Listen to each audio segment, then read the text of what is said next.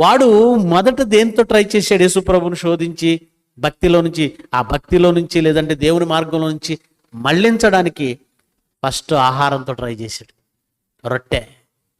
రొట్టెతో అవ్వలేదు. ఏమండి? వాక్యం చూపించేశాడు. వాక్యం ద్వారా మళ్ళిద్దామని, అంటే అక్కడ అవ్వలేదు. ఇక ఆశలు చూపిస్తున్నాడు.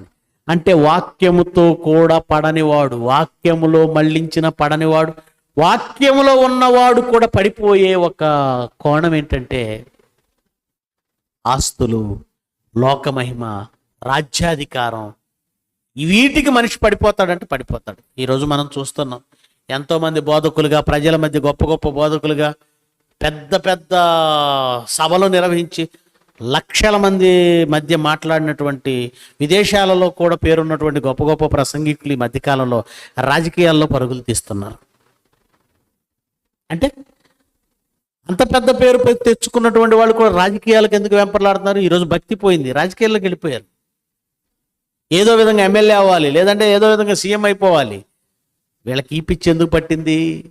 రాజ్యముల మహిమ, అధికారం నీకు ఇస్తానని వాడు అన్నాడు, వీళ్ళు లొంగిపోయారు, అక్కడ పడిపోయారు. అందుకే రాజ్యాధికారం, రాజ్యాల కోసం. సుప్రభు కూడా అండి ఒకసారి భోజనం పెట్టాడండి. 5,000 మందికి ఒకసారి భోజనం పెట్టాడు, 7,000 మందికి ఒకసారి భోజనం పెట్టాడు. ఇదంతా చూసి వాళ్ళు ఒకటే అనుకున్నారు, ఈయన రాజుగా చేసేసుకుంటే మనకి ఇక ఫ్రీ భోజనం, అన్ని ఫ్రీ, అందరూ కలిసి ఆయన పట్టుకొని ఏమండి ఆయన రాజు చేయాలనుకున్నారు. అప్పుడు యేసు ప్రభు తోసేసి వాళ్ళ నుంచి దూరంగా వెళ్ళిపోయాడు.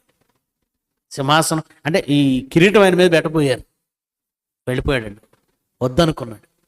లోక సంబంధమైన రాజ్యాధికారం వద్దనుకున్నాడు. కానీ ఈరోజు క్రైస్తవుల్లో చాలామంది లోక సంబంధమైన రాజ్యాధికారం కోసం వెంపర్లాడుతూ ఉన్నారు. అది అపవాది యొక్క ట్రాప్, సాతాను యొక్క ట్రాప్. ఆ ట్రాప్లో నువ్వు పడితే, లోకంలో ఉన్నటువంటి కుళ్ళు, ఆ రాజకీయ కుళ్ళు, ఆ బురదలోనికి నువ్వు వెళ్ళిపోతే నువ్వు ఆత్మీయంగా పూర్తిగా చచ్చిపోతావు.